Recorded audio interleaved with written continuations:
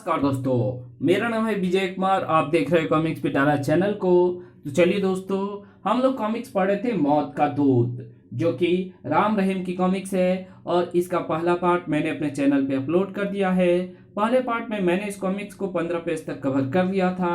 अब इस पार्ट में इसके आगे कहानी को शुरू करते हैं। सहसा भीख देते देते राम के मस्तिष्क में एक विचार तेजी से आया और वो धीरे से बोला, सावधान, पुलिस तुम पर निगाह रखे हुए है। रात यहीं काटना, अड्डे पर मत जाना। ओह, अच्छा अच्छा।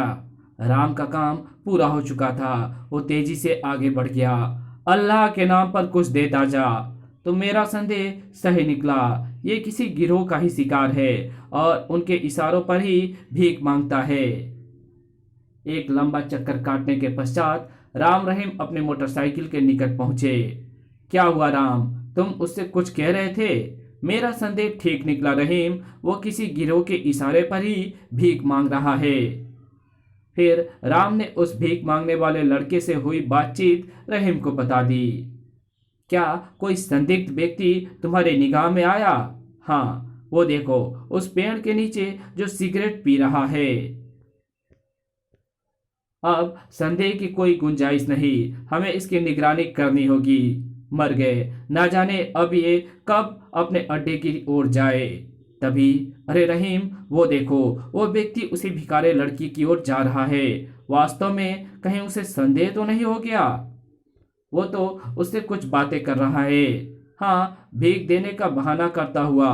कुछ गड़बड़ मालूम होती है, लेकिन वे दोनों आपस में क्या बातें कर रहे थे ये राम रहीम नहीं जानते थे।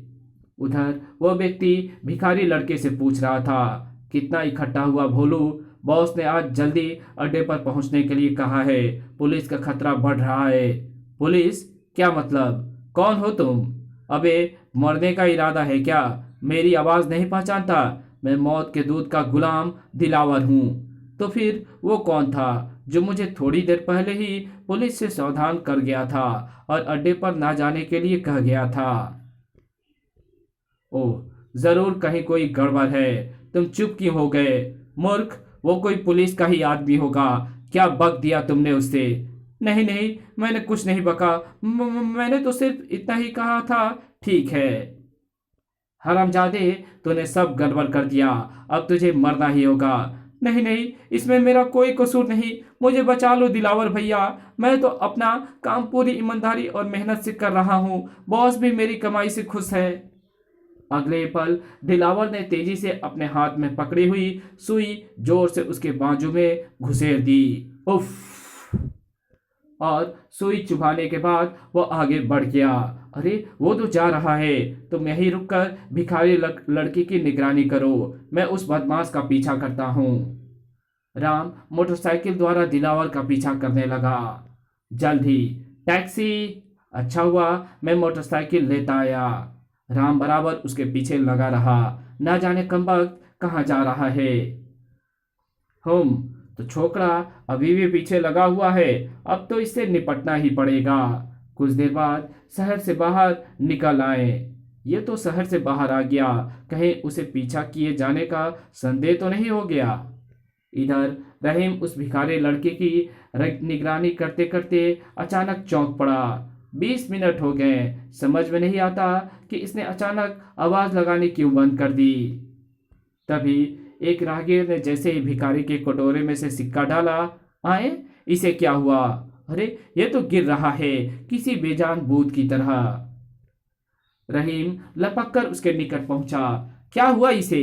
पता नहीं, अपने आप लुढ़क गया। जल्द ही आते जाते लोग भी कारण जानने के लिए वहां एकत्रित हो गए। क्या हुआ? क्या हुआ भाई?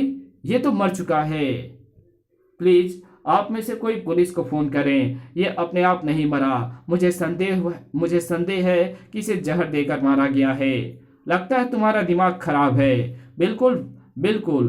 भला इस भिखारी का कत्ल कौन करेगा और क्यों करेगा?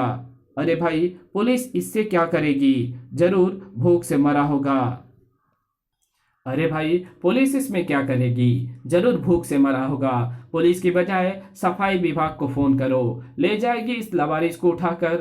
रहीम ने काफी देर तक लोगों को समझाने का प्रयास किया, परंतु किसी ने भी रहीम की बात पर ध्यान न दिया और जल्दी भीड़ तितर बितर हो गई। जरूर उसी बदमाश ने इसकी हत्या की है, शायद उसे संदेह हो गया होगा।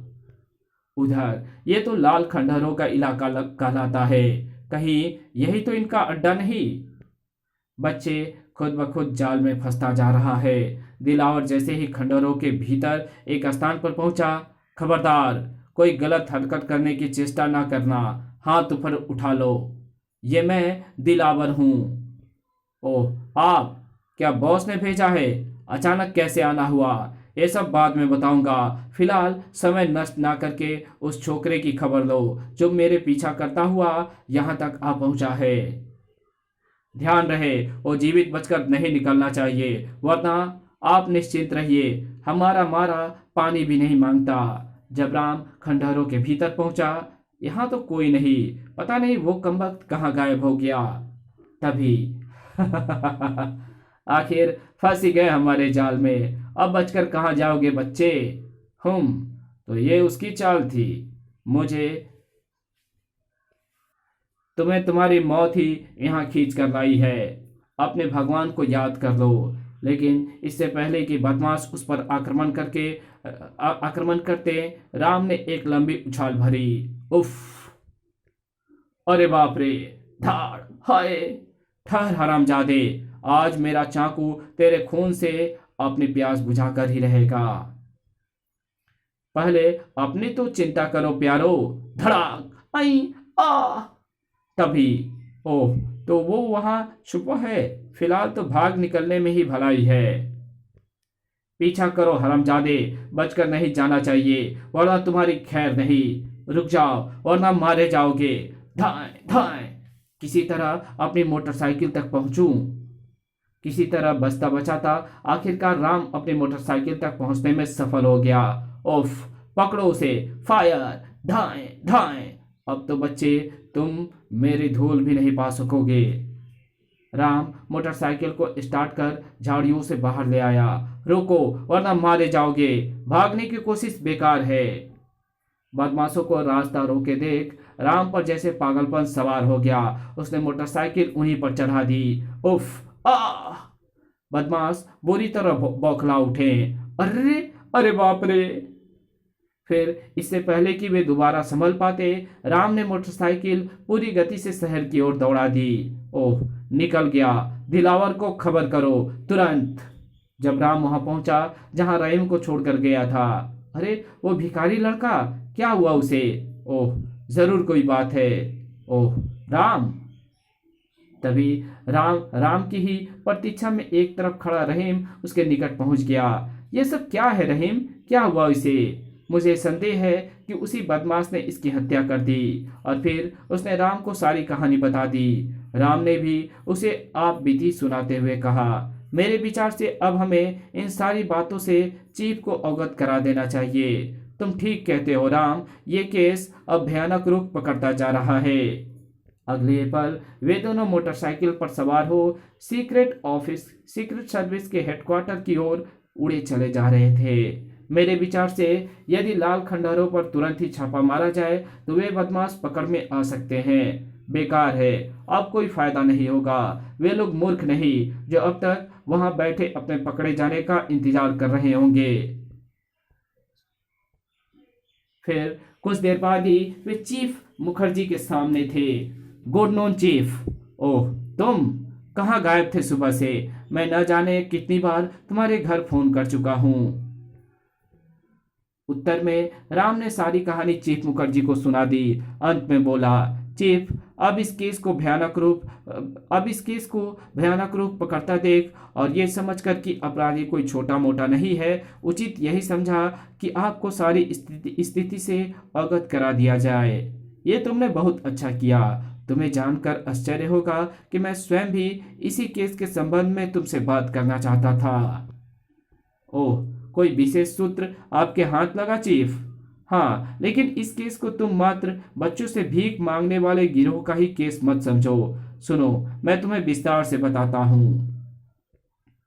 इन बच्चों के पीछे जो गिरोह काम कर रहा है वो न केवल इनसे भीख ही मंगवाने का धंधा करता है बल्कि नाजायज शराब की बिक्री, पॉकेटमारी, चोरी एवं राहजनी भी करवाता है। सबसे महत्वपूर्ण बात तो यह है कि कुछ ऐसे लड़के पुलिस के हाथ लगे भी जिन पर पुलिस को संदेह है कि वे उसी गिरोह के लिए काम करते हैं, लेकिन वे असलियत किसी भी कीमत पर बताने के लिए तैयार नहीं, अवश्य ही भय के कारण। मेरा भी यही विचार है, जबकि उनका यही कहना है कि केवल पेट भरने के लिए वे मजबूरी में अपने लिए यह सब कुछ कर रहे हैं। ऐसे ऐसे कितने लड़के हैं चीफ, और वे इस समय कहाँ हैं? फिलहाल 2 हैं और पुलिस रिमांड में होने के कारण अभी तक लॉकअप में है। क्या किसी ने उसकी जमानत आदि लेने या उनसे मिलने की कोशिश नहीं की? नहीं। ओह। कुछ देर तक खामोश रहने के पश्चात सहसा राम उछलता हुआ बोला, मेरे दिमाग में एक योजना आई है चीफ। क्या? जल्दी कहो। आप स्वयं उन दोनों की जमानत लीजिए और उन्हें छुड़वा दीजिए। क्या? ये तुम क्या बक रहे हो? जानते नहीं वे पुलिस रिमांड में है और मैं। घबराइए नहीं चीफ, आपकी इज्जत पर कोई आंच नहीं आएगी, बल्कि वे दोनों लड़के मुख्य अपराधी तक पहुंचने के लिए हमारा सहारा बनेंगे। परंतु मैं समझा नहीं, जो कहना है साफ साफ कहो। परंतु मैं समझ गया। क्या? राम भैया शायद ये कहना चाहते हैं कि जब वे जमानत पर छूटेंगे तो ये समझकर कि उनको बॉस या गिरोह के आदमियों ने उनकी जमानत ली है, वे अपने अड्डे पर जाएंगे और हम उनका पीछा करते हुए मुख्य अपराधी तक पहुंच जाएंगे। शाबाश रहीम, तुम बिल्कुल ठीक समझे। वेरी गुड, तुमने तो बहुत दूर के सोची राम, शाबाश।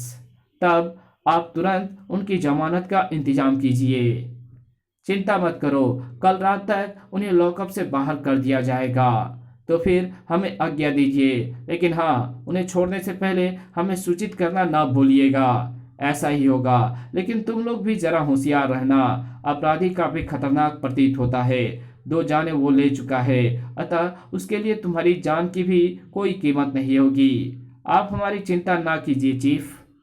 हाँ चीफ, हम कोई बंगाली रसगुल्ला नहीं है जिसे हर कोई हजम कर जाए। उसके बाद राम रहीम चीफ से विदा ले ऑफिस से बाहर आ गए।